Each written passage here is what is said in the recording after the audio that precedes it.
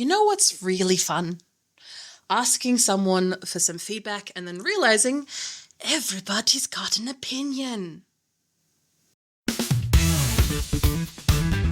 If you're tired of the old cookie-cutter marketing advice and want to take your personal brand to the next level with bold, actionable strategies that truly reflect you, you're in the right place.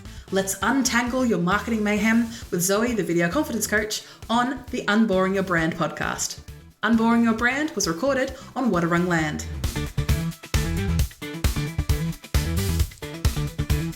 And yes, you might be saying that some of those opinions are gold, but most of the time, some of those opinions are garbage. I'm saying that with love, by the way. So some of it may sound helpful in the moment, especially depending on who you get this feedback from, can send you on an existential spiral that will take days to recover. So let's go through a quick mental checklist that you can keep in mind when asking someone for feedback and allow you to keep your mind and your mojo intact. This Unboring Your Brand question and conversation has come from Kylie. So hello, Kylie. It was good. It was awesome to have a chat with you. Make sure you follow up my emails and we'll have another chat later on. But these are like one of many questions that we had during our disco call. So make sure you check out the link in the description to check out your own disco call where you can have conversations like this, but all directed about you and your focus. So also, quick reminder that if you are listening to the podcast, you can also watch my face and my expressions on YouTube and the website vcc.training/podcast. And you can also, if you're watching this podcast, you can also listen to it on Spotify and Apple Podcasts under Unboring Your Brand podcast. Now, let's begin with section 1. So, with this little mental checklist that you're creating in your head, now, of course, it's another thing to think about, but checking out the show notes below, I'll give you a quick thing that you can copy and paste, put in your second brain, put in your diary, put in your calendar. Again, somewhere where you can find it later when it comes to thinking about your feedback and when you're asking for it. Here is what you need to keep in mind. So, first off, check your sources. So, when you are asking for feedback, you are in a position where you want to either change what you are doing regarding your personal brand or your content strategy or your brand or the way that you're marketing yourself, the way that you're putting your message out there for your audience to take on board and make changes for themselves. Or make changes for themselves by hiring you, hopefully. And you're asking for feedback, usually from people that you have access to. So this feedback can be asking your audience, but this feedback could also be asking your friends and family, could be asking other peers in your industry, other collaborators, other competitors. Yes, I have talked about on the podcast about how those two can definitely be the same thing. And I still wholeheartedly believe that, but also in the moment, especially when you get subpar feedback, it can definitely feel different. So when it comes to checking your source, who exactly are you giving this power? Because again, that's what we're doing here. We are giving them the power to give us both critiques, but also a little bit of a way of sugarcoating how we're feeling. We want a little bit of reassurance with our feedback, but we also want to know what we can change and what we can update. Like I have business mentors that I regularly reach out to for sessions, but also just regular chats or just getting their feedback on something. And when you're running a business and when you're running a brand, you can forget things. I forget things all the time.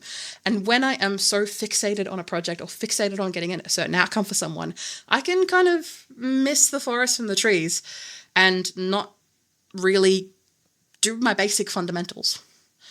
So having someone outside of your control, outside of your remit, outside of your little comfort bubble can be useful in those situations. But thinking about how it helps you and how it serves you in your personal brand context, because that's where we are, because you're listening to the Unboring Your Brand podcast. Here we are. So in the purview and in the permit of your personal brand, who are you asking feedback from? Ideally, it would be your clients, your current clients, or your potential clients, or maybe even your past clients, people that you have worked with or are about to work with. maybe even a mentor, someone who understands both sides of what's going on, not just the message that you're putting out there to help the people that you want to help, but also they understand the back end of what's going on, not just in your mind and your mindset, but also how you run your business and the processes and maybe even the money that's going on. Asking feedback from that type of source has a bit more weight and a bit more gravitas to then a stranger on the internet making comments about your weight when you ask them for feedback about your brand or message. I'm not naming names. Or is your feedback coming from, and the source of this feedback, coming from your cousin Barry who has never run a business but has thoughts of running a business? Yes, we have plenty of those in our lives. When it comes to these people, and I'm not saying that you should forego Barry or forego any of those people that may not have the experience that you need to get feedback, because having that honest truth from someone who couldn't give less of a shit about what you are working on can be quite eye-opening. And being able to prioritize that feedback from people who are in your industry, who understand your goals and your audience, may be slightly higher up in your, when you've got all this feedback swirling in your head, the decisions that you make, the actions that you take. Where someone like Barry, yes, they've got cool, honest, raw thoughts, but they also feel like they know everything, and everything that they say they feel is gospel. You might put it slightly lower on your priority list of things to action when they say it. So a little rule of thumb that I like to put in for my own point is, if you wouldn't swap lives with them, don't build your personal brand off their advice. I'll say that again for those in the back. When asking for feedback, if you wouldn't swap your life with theirs, do not build your personal brand off their advice. The second thing to think about when it comes to seeking out feedback from people is filtering it through your own values. So when you are asking for feedback, you're asking for people's positioning, you're asking for people's thoughts, but also that comes with their set of values and what they think is your priority and what they believe that you should be doing with your life and with your choices. But when it comes to those actions that they recommend for you to take, and that's what they're going to be at the end of the day, they're going to be actions and tasks to improve, update, change, mold, change whatever you're doing. Maybe it's an MVP, so a minimum viable product. That is usually the fastest, easiest, quickest, dirtiest thing that you can get out there to the public to get feedback from all of these sources that we're discussing, that you can then change to fit the people who actually need your help. That is a key factor here, and that's why sources are important. The people who actually are going to benefit from what you do. And then the second thing is to filter those through your own values. The feedback that aligns with your vision for what you want your personal brand to do, what you want your business to do, what you want to accomplish in the world. And if these actions, these tasks, these changes are asking you to be something or someone that you're not, it's got to be a no. And because you're building a personal brand, not a costume, it has to reflect these internal values that you have. Even though a personal brand is that professional outward side of you, the message that you're putting out there to the world, it is still a, aspect of you. So if the feedback that you're getting feels a bit icky, I want you to trust that feeling. And it may sit in your stomach like, a bit of dodgy takeaway from last night. I am definitely feeling that at the moment. I want you to take that opportunity to actually think about, does this feedback align with my values? A good example I have for you is recently I had a chat with some lovely people who run a mentoring conglomerate. It was a bit hard to kind of get a hold of them in the sense of what they were actually doing. But turns out they were providing mentoring services for people who did products, specifically consumable products, and wide world distribution of consumable products. Now, as you can imagine, Zoe, the video confidence coach, I provide digital products and services. I have no need for products just yet. Of course, except for my product, which is a postcard of the camera color corrector card. That's a product, but that's a piece of cardboard that I postcard to people because I love them. I have no need for consumables, and I had to make it clear. And also the way that they were speaking. Now, again, I'm not saying anything against you. It was more building an empire, needing to the Uberification, the Airbnbification, the move fast, break things type mentality, where personally that does not align with my values. And within the call, I made it quite clear. Obviously, there's a lot of things that weren't right with the call, but I made it quite clear that I have no interest in building a empire and then selling it off to the highest bidder. Some people want that. Some people want to build their life like that, and that's okay.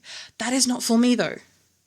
And I had to be very clear. So the feedback that they were giving me, especially when they started going on about how, you as a coach, you've only got a limited time, you've only got limited things that you can offer people. And I'm like, yeah, that's fine. I've got limited availability. That's just the part of being human. I want to help and serve as many people as I can, which is why I do live streams, podcasts, and many other methods to be able to help as many people as I can, speak at events, workshops, all that good things. But I want to help and serve people, which in turn usually means some one-on-one attention. And I'm okay with that.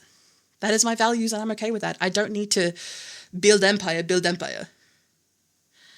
So in that, the feedback that I got from them, I put through that filter of my values, but also checking my sources. The third thing that I want you to keep in mind when you're asking for feedback is spotting patterns. One person says either in a comment on a Instagram video or maybe a YouTube video, and this can be a complete stranger, by the way, or maybe someone you know. They may say, hey, your videos are too casual, or you mumble too much, or I don't understand you. Sure. Give them, reply to them, always engagement. Thank you for reaching out. But if 10 people say, hey, you're mumbling, or if 10 people say, hey, I like the way that you clearly explain things, you just might need to make sure you punctuate your ends of your sentences, that is a pattern because you've got more people and you've got more results. It may be across different platforms, but it helps you see the patterns of multiple people saying the same thing. So follow your vibe, follow your gut on that front when it comes to seeing multiple people saying the same thing. And it may not be something you agree with. It may not be something that you trust the source, or maybe something that you, again, may not filter through your values.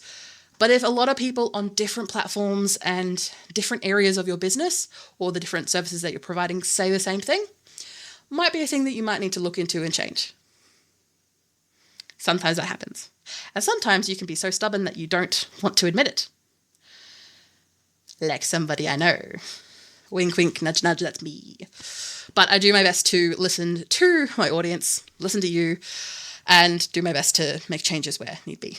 And I've got a note here to say, look for trends in what people are saying, not just saying to you, mind you. Feedback can be very broad, and sometimes, especially with your customer avatar or your audience that you're trying to get people on board with, they may not necessarily be very talkative. They may not be the type of people to fill in surveys or be very direct when communicating with you.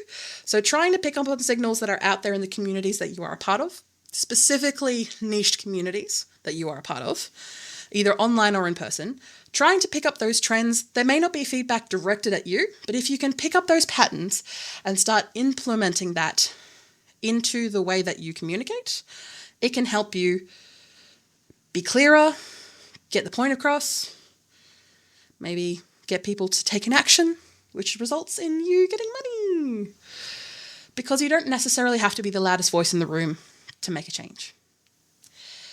And if it's a one-off comment, it's okay. It's okay.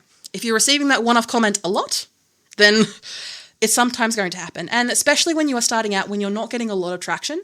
And I'm not saying that you're always going to get you're going to grow a million dollar follow account, because to be honest, followers aren't really meaning much in our current algorithmic AI algorithmic state. It's not real. It's not necessarily worrying about followers, people who are subscribing to your content, because that actually doesn't happen as much anymore. It's mainly about your engagement rate, about each individual piece of content that you put out, that people are responding to it with watching it all the way through. Are they saving it? Are they sharing it with someone else? Are they commenting on it? Those are the type of factors that you really need to focus on. And if it's just one comment mentioning something minute about yourself, and you're mainly focusing on it because you believe that about yourself, that's okay. Step out, put your phone down. Breathe for a second. But if it's something that you don't care about, you're just going to have it fade into the background. And it's not going to be controlling your life as much as some other aspects of what we do can do. The next point. When it comes to your feedback, we have checked the source of where that feedback is coming from. We've filtered it through your personal values of your personal brand, but also your values as a human being. You can now spot patterns. If more than one person is saying it in your communities, or one person is saying it to you, then it's probably something that you might need to change, even if it's something that you don't particularly appreciate. That's okay. You can slowly make changes. The next thing that I want you to think about, or keep in your mental checklist, is: are these people your audience, your ride or die, your super fans, or are they just passing through? When it comes to feedback, especially from someone outside of your niche or outside of the people that you are there to help and to serve, it may not be as relevant. Now, of course, that goes back to your sources, but all right, so an example is receiving a comment on a post. For example, if you are talking about something to do with gardening and you receive a opinion post from someone who says they're a lawyer, doesn't mean that they are, but someone who says they're a lawyer, and they have an opinion on the way that you plant your petunias, you can appreciate the comment, maybe even reply with a comment and say thank you, but that may not be your core demo, and that is okay. Again, we're going back to the sources, but if you actually keep the focus on the people that you are there to help, and you may have multiple customer avatars, you may have a very large group of people that you help, which again, knowing who those people are is incredibly helpful, which is why check out my tool, WTF is your niche. It's a very useful tool that I put a lot of people through.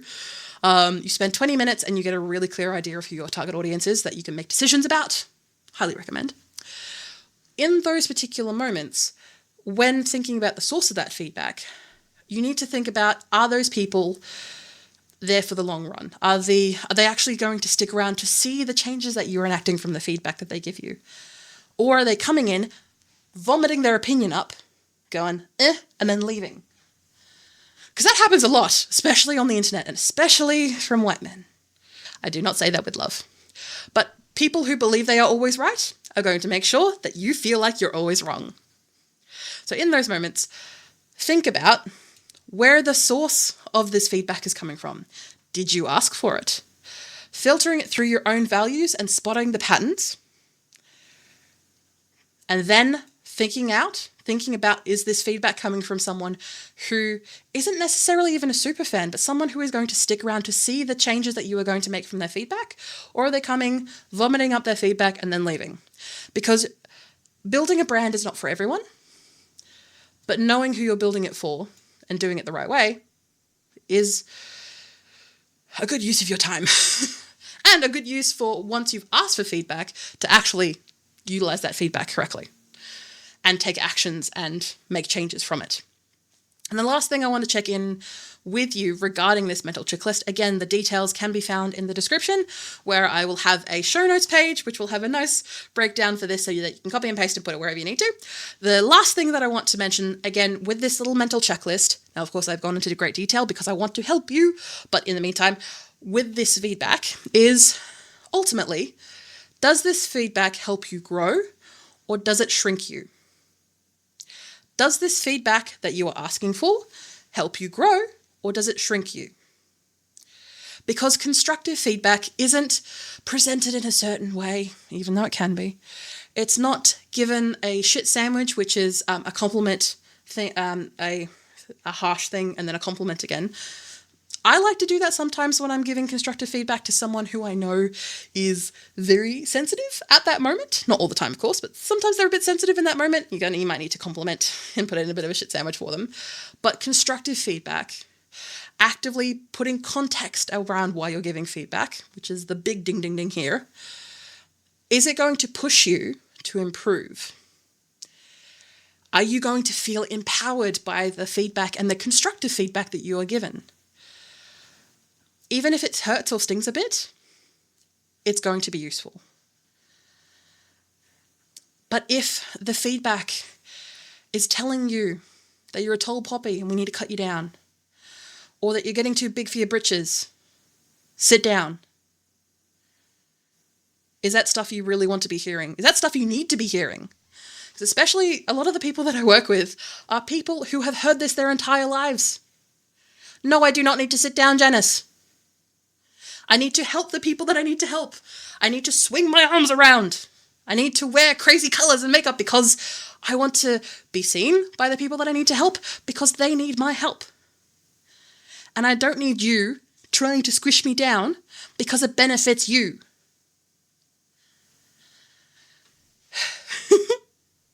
If this constructive criticism, because again, it has to reach that bar first, if it makes you want to delete your accounts and live in the bush, then you don't need to take it on board. Yes, some constructive criticism may bruise your ego. It's gonna hurt, but that's okay. Bad feedback bruises your energy, while good feedback can just bruise your ego. And that thing bounces back easily. It's not a bone, it's a muscle. So going back over everything we've talked about today, when you are looking for feedback, ask, check the source. Who is this coming from? Filter this feedback and actions, very importantly the actions, through your own values. Spot the patterns. Are you finding it from more and more people? Again, checking that source and making sure that filtering the values through that. Is the audience there to see the change that they are asking for? Or are they just passing through? And ultimately, does this feedback help you grow or shrink you down? Because at the end of the day, is this feedback helping you or hindering you? And to wrap up today, and thank you everyone who has stood by this podcast today, feedback is ultimately a tool. It's not a rule. It's a thing that you ask to improve yourself, improve the things that you're creating to better help the people that you want to serve. So you don't have to implement every piece of feedback that you ever get. You are not an itty-bitty titty committee. You not work for the council. And if you do, my hat's off to you. You have a very hard job. You don't have to implement everything. You can be thankful for the feedback. You can be grateful for the feedback. But you don't need to live in the feedback. And once you learn to trust your gut, you can ultimately feel smarter. But you are growing with experience. And growing a personal brand or doing video marketing is going to require some experience. Thank you for listening to the Unboring Your Brand podcast. Make sure to rate this episode 5 stars, or the podcast in general, I wouldn't mind. Or if you don't rate the podcast, that's fine. I want you to share this with someone who has been struggling with feedback. I want you to share this with a business bestie who's been struggling with maybe the feedback that you're giving them, or maybe that they're just struggling with asking for feedback. Hopefully this episode makes it easier and less scary to ask for that feedback now. See you next time, next week especially. We've got a doozy for you. Thank you for listening or watching Unboring Your Brand. You can find detailed show notes with tools, offers, and episode transcriptions. Just click the first link in the description or go to vcc.training/podcast. Get involved and ask me anything about personal branding, video strategy, or just a friendly small business chat via my email, g'day@vcc.training. That is GDAY@vcc.training. The Video Confidence Coach would like to acknowledge and pay my respects to the Wadawurrung people of the Kulin Nation, the traditional custodians of the land on which I record my podcast. I pay my respects to their elders past and present. I stand with the traditional custodians of these lands in working towards a more equal future. Always was, always will be Aboriginal land. Look forward to me chatting at you next week, superstars.